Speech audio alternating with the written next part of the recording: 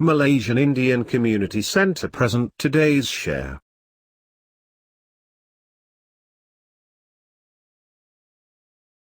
If science was a religion, one would be immediately tempted to be converted into it after listening to Dr. Mahaletchumy Arujanan talk about it. Such is her interest and passion for the subject, that one wouldn't guess that becoming a scientist wasn't her childhood ambition to begin with. Astro Ulagam recently caught up with Mahaletchumy, better known as Maha, the executive director of Malaysian Biotechnology Information Center, MABIC. According to her, her childhood dream was to become a lawyer, but she took up science stream after her Form 3 examinations, SRP then, upon the persuasion of her father, who was a Tamil school teacher. She eventually fell in love with science when she was in Form 5 and 6. This may sound biased, but I would go as far as to say that science is what God has created. Science is everywhere, every day of our lives, from us brushing our teeth in the morning, to us going about household chores, to starting our cars, to us going to sleep at the end of the day. As the Tamil saying goes, Katradu Kaimanalavu, Kaladadu Ulagalavu, which roughly translates into what is known as a drop, what is unknown as an ocean. The deeper we go into science, the more one will find that he or she does not know enough, she said.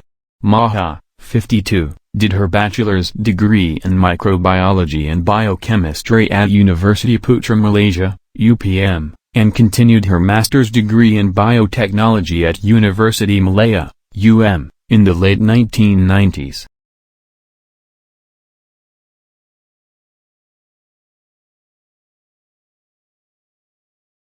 The wonders of science communication. Simply put, science communication is delivering science, which is often seen as complicated and jargon-ridden, to the layman, in a form simple enough for them to understand, she said. For example, there is a lot of misinformation currently going around the COVID-19 vaccine. A science communicator's job is to explain what the vaccine is, what it does, what it does not do, so that the people can make informed decisions based on the information given, she added. Unbeknownst to many, there are many regulations involved in science, she noted, such as for a vaccine, and even a genetically modified plant. Science communication is also important for the people to influence the government on the latter's priorities. For example, why more funds are needed to combat the dengue menace, rather than putting a man in space. According to Maha, the government's awareness of the importance of STEM, science, technology, engineering and mathematics, subject is sufficient, but the jobs provided in the respective fields are not in tandem with it.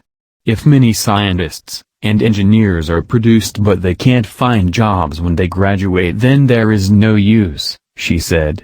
As for parents, many are becoming aware of the importance of STEM subjects, but the knowledge is just on the surface, she said. They know that these fields are important, but have no clue about the various different branches under each of the subjects. One has to start early for this, she noted. For instance, many parents lie when their younger children ask probing questions, about nature for example. This shouldn't be the case.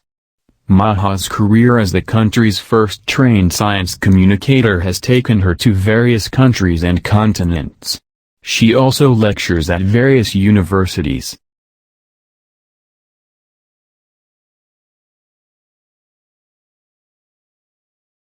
Personally, Maha was lucky to have a family that was very supportive of her career of choice, especially her father. On top of familial support, one must also know how to do proper networking, she said. For instance, Maha has had, and still has, good relationships with her former lecturers. When she started to do her PhD, she informed everyone in her network about it, to create a positive pressure on herself. Every time I see those I had informed about my doctorate, they will ask me about the progress, and this will create a pressure on me to complete the course, come what may, she recalled.